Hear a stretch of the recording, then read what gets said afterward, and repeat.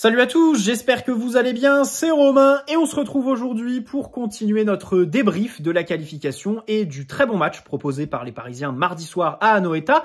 Hier, on s'est intéressé à Donnarumma, la ligne défensive et Vitinha. Et donc aujourd'hui, on va reprendre avec Warren Zaïre-Emery qui a eu un rôle assez inédit en matière de positionnement sur le terrain. Il était beaucoup plus haut que tous les autres milieux et Ousmane Dembélé, sur la même ligne que Mbappé et Barcola par séquence. Il a même eu quelques ballons à exploiter dans le dernier tiers du terrain sans le faire avec brio pour autant, et un rôle primordial pour gêner la première relance adverse en matière de contre-pressing. Là-dessus, il a été plutôt bon. Je commencerai par les duels. C'était ce qui avait marqué l'échec de son match aller. Il perdait ses duels. On avait perdu le Warren Zaïre-Emery très dur sur l'homme qui a les crampons enfoncés dans le sol et qui n'en bouge pas. Hier, on l'a retrouvé. Il a vraiment fait mal au milieu de terrain adverse. Il a récupéré des ballons, même avec. Il a été très solide et donc ça fait très plaisir. Il chasse bien au pressing. Hier, on mettait en avant les défauts de Hakimi qui peut-être ne contrôlait pas trop ses mouvements quand il se lançait dans le pressing. En témoigne son carton jaune en fin de première mi-temps.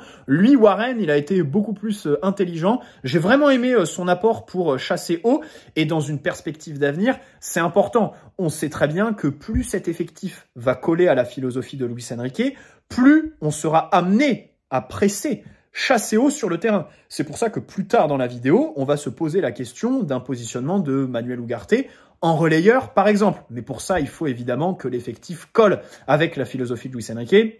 En matière d'apport athlétique, défensif, il faut remplacer Mbappé par un joueur qui court beaucoup. Et aussi, à la relance, hier, tu avais un apport qui était assez inédit, avec une technique beaucoup plus présente, beaucoup plus forte en matière de personnalité, tout ça, ce qui collait plus avec la philosophie de Luis Enrique. Et donc, on a joué beaucoup plus haut de ce fait. Donc voilà, avec ballon, évidemment, Warren a été très intéressant, sauf comme je le disais, c'est vrai, dans le dernier tiers, à un moment donné, il mène une contre-attaque un peu tout seul et ça se finit sur une frappe très molle qui est dans les gants du gardien. En fin de match, il peut faire une passe à Mbappé. Au final, il choisit l'option de tirer. Alors, ça témoigne d'une confiance en lui. Moi, j'aime beaucoup les jeunes de l'équipe qui sont vraiment pas obnubilés par Mbappé. C'est le cas de Barcola. À plusieurs reprises, il n'a pas choisi Mbappé alors que c'était même l'option à privilégier. Je parle pas du match de mardi soir, je parle d'autres matchs pour Barcola. Warren, du coup, mardi soir, il prend l'option de frappe, donc vraiment, ça fait plaisir. Mais ceci étant dit, j'ai l'impression qu'une fois qu'il est lancé, l'option passe n'existe pas pour lui. Ses statistiques sont très moyennes dans ce domaine. Il peine à lancer ses partenaires, à les trouver derrière la ligne défensive adverse et on ne cessera jamais de le répéter, c'est son axe de progression majeur. Il faut absolument que Warren fasse plus de passes, développe sa lecture et vision surtout du jeu et sa justesse dans l'exécution technique. Alors, Fabian Ruiz. Fabian Ruiz, c'est un joueur qui est difficile à analyser parce qu'il a une espèce de nonchalance, des mouvements qui sont pas très coordonnés, qui donnent une impression visuelle d'une lenteur, alors qui est certaine sur les premiers appuis, sur certaines séquences, mais pas sur d'autres. C'est un joueur qui est capable de gagner par exemple des duels, comme il l'a prouvé mardi soir, qui est capable d'avoir du volume de jeu et d'avaler des kilomètres, même si ça se voit pas vraiment, parce que, voilà, comme je l'ai dit, il court un peu au ralenti pour grossir le trait. Alors, mardi soir, il réussit son tout début de match. J'ai envie de dire comme d'habitude, le match aller, ses 10 premières minutes sont plutôt bonnes. C'est ensuite qu'il sombre. Là, son début de match est plus long. Voilà, jusqu'à la 20, 25e. Il est vraiment bon. Derrière, il y a des séquences qui sont peu compréhensibles, où il fait des passes qui sont pas dans le tempo, qui mettent en danger ses partenaires. Et c'est dommage parce que c'est des séquences en fait qu'on a tendance à retenir plutôt que celles qui sont touchées en une touche, où il y a un bon relais. Il est aussi en avance sur le but de Mbappé, le second, dos au but adverse. Ça, on sait très bien. La capacité à avoir des joueurs qui jouent dos en relais comme ça, c'est quelque chose qui manque cruellement au PSG. Voir Fabian Ruiz être le relais, Dembélé qui l'a beaucoup été. Alors, on va revenir sur le match de Dembélé plus tard. Je vais pas m'éparpiller. On a aussi cherché Barcola quand on jouait long. Ça, c'était plus sur défensivement. Nos défenseurs et Donnarumma qui cherchaient Barcola de la tête parce qu'il fait 1m82, voire 1m86, 88 selon les sites. Moi, je vais plus sur l'option 1m86. Je pense qu'il a quand même pas mal grandi ces derniers temps. Donc, pour revenir sur Fabian Ruiz, Dans ce rôle de relayeur, ce que je retiens de moyen, c'est son manque de tranchant dans le dernier tiers. C'est-à-dire qu'il lui manque clairement de la vitesse pour suivre les actions. À chaque fois, il a un temps de retard, ce qui fait qu'il est introuvable. Il est derrière un adversaire et donc il sert pas à grand-chose dans le dernier tiers. En plus de ses actions finales qui souvent manquent un petit peu de calcium. Donc là-dessus, il faut vraiment qu'il progresse s'il veut pérenniser ce rôle de relayeur pour lui. Ceci étant dit, il a eu un trio avec Mbappé et Nuno qui a plutôt bien fonctionné par séquence. On a vu des triangles assez intéressants et c'est de bon augure sur ce côté gauche où on n'a jamais réellement eu de complémentarité cette saison. Alors, on a eu Barcola-Mbappé. Je pense que c'est la meilleure complémentarité sur ce côté qu'on ait vu. Mais par exemple, Vitinha-Mbappé cette saison, quand Vitinha collait la ligne pour que Mbappé soit demi-espace, bon, c'était un peu une complémentarité de circonstances, c'était un peu compliqué. Quand Asensio était relayeur gauche, il n'a pas réussi à se connecter avec Barcola.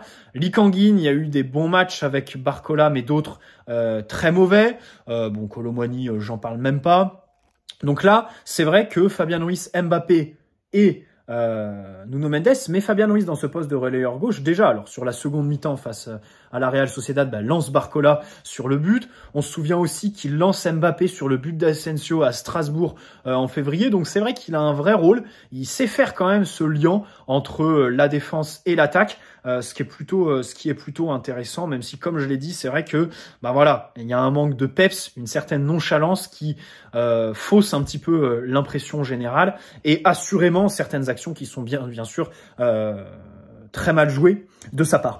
Comme je le disais plus tôt dans la vidéo, je pense que cet été, on va s'interroger sur un positionnement d'Ugarte plus haut sur le terrain parce que c'est un joueur en matière de contre-pressing qui est très bon et donc, comme je le disais, plus cet effectif va coller à la philosophie de Luis Enrique, plus on sera amené à chasser haut. Peut-être qu'Ugarte pourrait nous aider dans cette dimension-là, même si bien sûr il y a des interrogations sur ses facultés techniques. Alors mardi, il rentre assez tard, trop pour moi. Il arrive à un moment où on perd vraiment le fil au milieu de terrain, on perd quasi tous les duels. Il doit rentrer 10 minutes avant, en gros. J'espère que voilà, sur la suite de la saison, il aura quand même un petit peu plus d'opportunités de se montrer et bien sûr qu'il les saisira aussi. Dembélé, notons d'abord son rôle tactique pour défendre ce côté gauche. Remettre Mbappé ailier, évidemment, c'est se remettre la problématique de l'animation défensive sur ce côté. Et donc là, tu as décidé de mettre Dembélé pour couvrir. Il l'a vraiment très très bien fait. Personnellement, sur ce match, j'ai aucun regret d'avoir mis Dembélé dans ce rôle de lieutenant d'Mbappé. D'abord parce que dans le dernier tiers, Dembélé n'est pas bon. Donc on se prive de pas grand-chose dans la surface de réparation adverse en mettant Dembélé un cran plus bas. Ça, c'est quelque chose qui me gênait plus, par exemple, quand je voyais Neymar décrocher l'année dernière ou les autres années. Parce que c'est un joueur qui a une frappe, par exemple, aux abords de la surface, extraordinaire, Neymar. Ces dernières années, certes, il perdait en finition dans la surface, sur les derniers gestes, mais aux abords de la surface, les enroulés, les frappes avec des angles assez dingues. Enfin voilà, c'était une vraie menace. Dembélé, lui, ça n'en est pas une. Donc j'ai beaucoup moins de mal à voir Dembélé évoluer beaucoup plus bas, surtout s'il est aussi appliqué tactiquement. Donc il a récupéré des ballons, il a coupé des trajectoires de passe. Bien sûr, à la relance, alors il y a eu son rôle. Moi, je pense qu'il faut pas oublier son rôle de haut but. Et je pense que ça, c'est une des premières raisons de son positionnement au milieu de terrain. C'est-à-dire qu'aujourd'hui, nos milieux ne savent pas contrôler de haut but adverse. Bon. Mardi, ça a été le cas pour Fabien Ruiz sur le deuxième but d'Mbappé. Certes, ça dénote. C'est peut-être l'exception qui confirme la règle, qui a été aussi motivée par la Real Sociedad, qui était globalement assez loin de nous sur les duels défensifs ou sur le contre-pressing.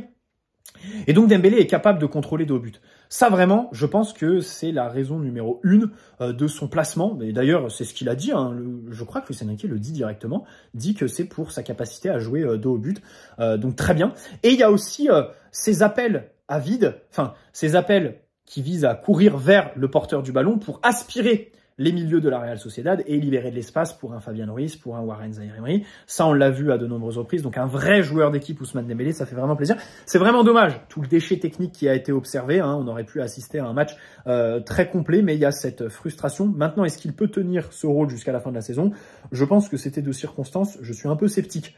Je l'ai développé dans mon débrief à chaud mardi soir, mais je pense que Dembélé doit avoir des consignes beaucoup plus claires, en fait, beaucoup plus marquées, doit savoir quoi faire, quand et où de manière très précise. Et dans ce rôle-là, on laisse plus libre cours à son imagination. Alors déjà, la densité, l'axe Est-ce que c'est une zone pour ce genre de fantasy? J'en suis pas certain. Et ensuite, est-ce que Dembélé est prêt, fait pour ce genre de rôle très libre, où en fait, il est un peu livré à lui-même, comme dans le dernier tiers, où il a des grosses difficultés? Pareil, j'y crois pas vraiment en fait. Je pense que c'est plutôt un joueur voilà, qui doit rester sur son côté droit, qui doit avoir des consignes très claires, des circuits très travaillés, avec par exemple l'entente Hakimi-Dembélé.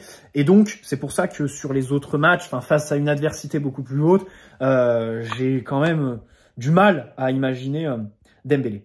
Barcola. Alors Barcola, à part son occasion donc en tout début de match et sa chevauchée, puis le très bon centre, faut le noter, pour l'occasion d'Mbappé, c'était un peu après la demi-heure de jeu, si je dis pas de bêtises. Très bel arrêt du pied du gardien espagnol. Y a pas grand-chose en fait à tirer de son match. Alors défensivement, il y a l'apport au pressing et tout ça. C'est vrai qu'il est très bon. Il fait pas que courir, il a les techniques défensives pour mettre le pied et plutôt bien gérer les duels. Je note aussi qu'à la relance, on le cherchait de la tête par moment. On cherchait un relais avec lui. Donc ça, c'est intéressant. Rappelez-vous le PSG du début d'année où Luis Enrique gueulait dès qu'un joueur s'amusait à allonger. Là, on a quand même Hakimi qui fait des renversements, Lucas Beraldo pareil, Lucas Hernandez un peu pareil, et Donnarumma qui du coup cherche Barcola. Encore une fois, évolution chez Luis Enrique, qui n'est pas fixé absolument sur sa philosophie et qui fait en fonction des outils qu'il a à sa disposition. C'est pour ça que cet été, primordial de recruter des joueurs qui techniquement vont apporter énormément. Et bon, au milieu de terrain, en fait, le dossier Bruno Guimaraes, des fois j'y pense et je me dis c'est pas possible. C'est pas possible qu'un milieu aussi parfait soit pas sur le marché, mais qu'il y ait une ouverture, disons. Parce que Newcastle va pas jouer de compétition européenne, parce qu'il y a une clause libératoire, parce que lui arrive à un moment où il peut peut-être viser plus haut, parce qu'on a eu des échos, comme quoi les dirigeants parisiens, quand ils ont pris contact avec lui cet hiver, ils ont senti qu'il était plutôt ouvert à l'idée de nous rejoindre. Franchement, je me dis que c'est trop beau pour être vrai, quoi. C'est incroyable, il réunit toutes les qualités dont on a besoin et qui nous manquent. Bon, Lee Kang-in qui rentre à la place de Barcola à la mi-temps. Notons aussi qu'au-delà de la passe décisive, je l'ai trouvé plutôt bon pour mettre en valeur ses partenaires, pour conserver le ballon aussi, dans une partie où on rendait des balles faciles, mais ça de toute façon c'est un dénominateur commun de notre saison, les erreurs techniques élémentaire. Lui, voilà, a apporté cette touche technique.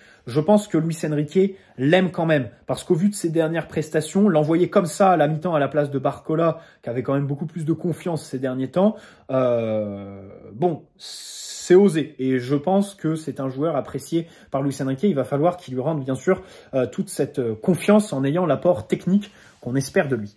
Mbappé, on vient au dossier Mbappé. Alors bien sûr, on note sans ballon le nombre d'appels à vide absolument énorme. C'est super de se déplacer autant, d'avoir une vraie activité. Il proposait beaucoup. Dès qu'un partenaire commençait à avancer avec le ballon, lui partait dans la profondeur, se démenait pour proposer. Défensivement aussi, il y a l'investissement au contre-pressing et tout ça. Et ça, on peut le mettre en relation avec sa brouille avec Luis Enrique ces derniers jours. Est-ce que c'est Luis Enrique qui l'a piqué à vif et qui a réussi du coup en fait à remobiliser Mbappé s'il était démobilisé? Parce que franchement les gars, je veux pas me mettre en défenseur de Mbappé. C'est quelqu'un pour qui j'ai perdu l'insouciance, l'admiration, voilà, l'amour que je lui portais à ses débuts, parce que j'aime pas les gens qui veulent tout contrôler. J'aime pas les gens qui ont un entourage qui veulent, pareil, tirer les ficelles de partout, maîtriser tous les médias. Une mère qui se lance dans les agents de joueurs alors qu'elle a aucune formation pour ça.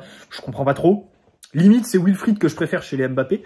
Mais ceci dit, franchement, j'ai peu, voire pas de doute sur la capacité de Mbappé à rester professionnel jusqu'au bout de son aventure au PSG, en fait.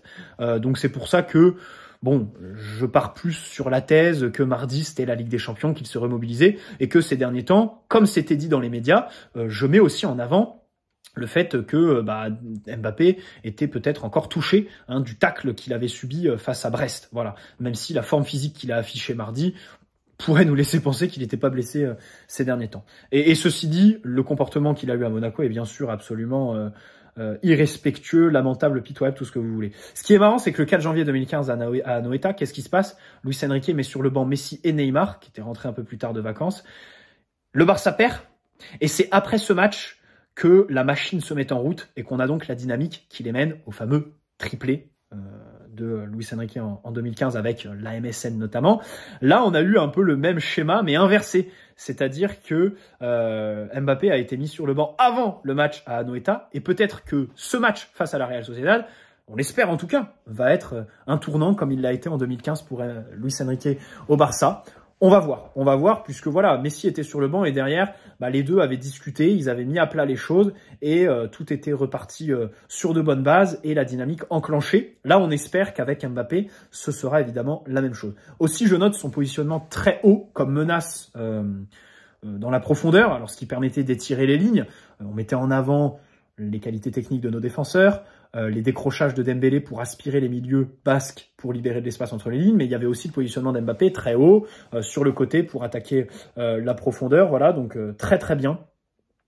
Par contre, il y a eu quelques hors-jeux aussi, hein. Il y a eu quelques situations, mais ça, c'est quand il est ailier gauche, il est un peu frustrant par moment. C'est vrai que, alors après, ça fait partie du jeu, vous me direz, hein, c'est peut-être complètement idiot ce que je dis, mais c'est vrai qu'il y a quelques hors-jeux qu'on peut noter sur le match de Mbappé, et quand il est de retour sur le côté gauche, on a cette question qui se pose.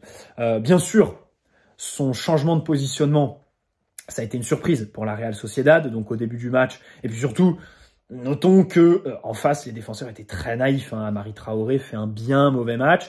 Et en phase défensive, comme j'ai dit, on a retrouvé la problématique d'animer ce côté gauche avec les non-replis de Mbappé. Et face à une adversité plus forte, je ne pense pas que la solution d'Embélé soit viable. Et par moment, peut-être que Mbappé était un peu isolé sur le côté gauche. Peut-être qu'il faudrait plus de flexibilité en fait. Alors quand il est numéro 9, il s'enferme un peu trop. Il est un peu déconnecté du jeu par moment. Quand il est sur le côté gauche, parfois, faut qu'il apprenne aussi à repasser un petit peu dans l'axe pour faire menace sur les défenseurs centraux. Alors j'aimerais revenir sur ce qui a été dit par Tchoukriel et Riolo, qui ont tous les deux dit en fait que la qualification du PSG, on la doit exclusivement à Mbappé. Alors, Riolo, il le dit dans son combat contre Luis Enrique, hein, il s'attaque à l'homme plutôt que l'entraîneur. Enfin, c'est évident et lui-même l'a dit en fait. Il a dit qu'il aimait pas l'homme alors qu'il l'a visiblement jamais rencontré. C'est absolument ahurissant ce qu'on entend sur ce plateau. Enfin, l'après-match avec Riolo et Stéphane Guy, mais c'est extraordinaire. Enfin, bref, I prefer not to speak. Tchoukriel, lui, il le dit différemment. C'est-à-dire qu'il le dit juste après le deuxième but, qui est une action collective remarquable, et lui il nous dit le PSG doit sa qualification exclusivement à Mbappé. Bah non mon coco, non en fait. Met en avant ce but avec une séquence de 52 secondes, 16 passes, le banc du PSG qui est en extase parce que Luis Enrique sait très bien que c'est son travail qui paye, même si bien sûr je remets pas en cause Mbappé qui marque 3 des 4 buts sur la double confrontation. Attention, hein, le tout premier, c'est un but de numéro 9. C'est ça qu'ils ont oublié de préciser sur RMC dans leur après-match, là. C'est que le but d'Mbappé à l'aller, c'est un vrai but de numéro 9. C'est pas un but d'ailier gauche. Voilà. Et aussi la prestation, pour revenir vite fait sur la prestation de Barcola, avoir peu de consistance comme ça, ça m'interroge quand même sur sa capacité à être titulaire sur toute une saison en fait, faire tous les matchs. Et c'est pour ça que cet été, moi je continue mon combat, je sais pas, mais ce que j'ai proposé dans une vidéo Mercato il y a 15 jours, à savoir ne pas délaisser à minima le poste d'ailier. Essayer de regarder s'il n'y a pas une option. Alors, mettre 175 millions d'euros sur Raphaël Leao, non. Mettre plus de 100 millions à ce poste, non. Mais si tu peux recruter du top à 70-80 millions, moi je préfère les mettre sur un ailier que sur un numéro 9. Encore une fois, mardi soir, le poste de numéro 9 est hypothéqué complètement par Luis Enrique puisqu'on n'en a pas, d'accord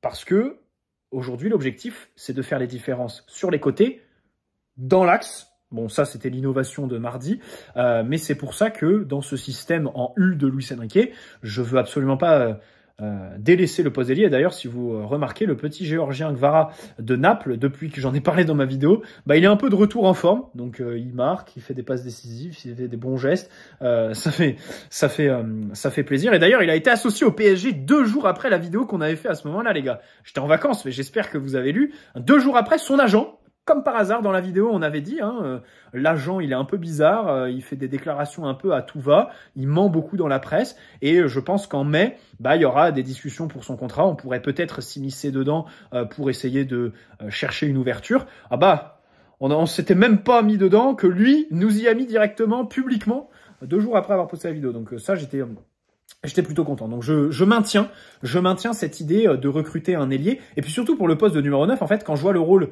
alors de Warren, celui de Dembélé, il n'y en a aucun des deux qu'on peut qualifier de faux numéro 9, mais ça se reproche plus d'un rôle de numéro 9 qu'un rôle de 9 pur, tu vois. Et donc, ça accrédite un petit peu l'idée d'installer Xavi Simons à ce poste-là la saison prochaine, finalement. Ce match face à la Real Sociedad, qu'on a joué sans véritable numéro 9, Gonzalo Ramos.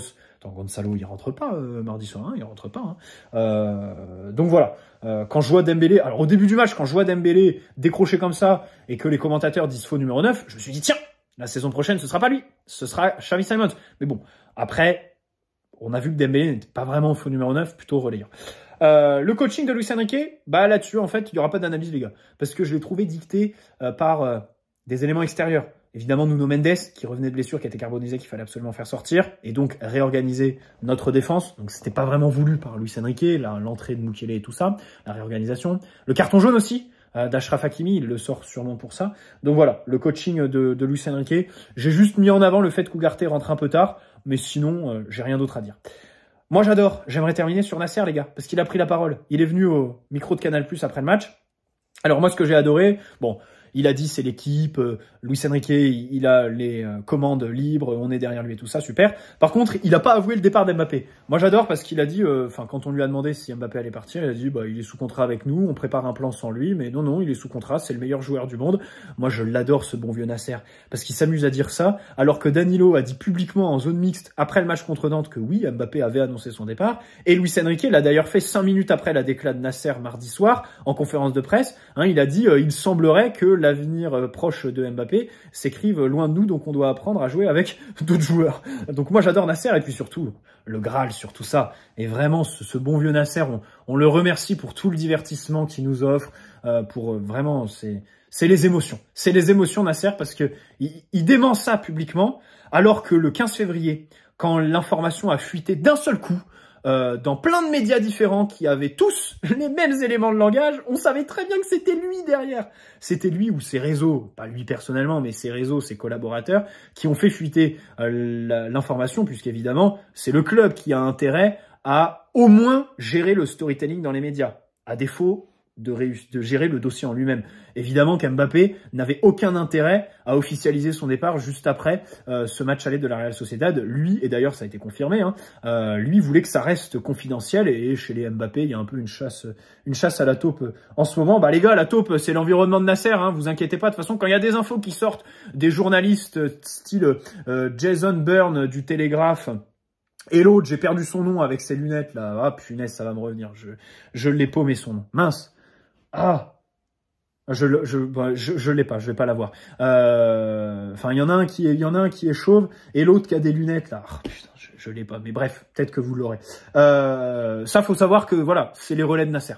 C'est les relais de Nasser, donc moi ça me fait trop rire qu'ils viennent au plateau, au micro de Canal pour démentir, alors que c'est lui qui a tout fait fuiter, et que bah en fait au club on en parle officiellement, Danilo et puis Luis Enrique mardi soir. J'espère que cette vidéo vous aura plu. N'hésitez pas à poser un like si c'est le cas, vous abonner si ce n'est pas déjà fait, et puis on se retrouve alors demain, je sais pas, après-demain pour l'avant-match Reims, enfin PSG Reims, dimanche à 13h. D'ici là, bah, je vous souhaite un bon vendredi, un bon week-end, et puis je vous dis à très vite. Ciao les amis, prenez soin de vous avant tout.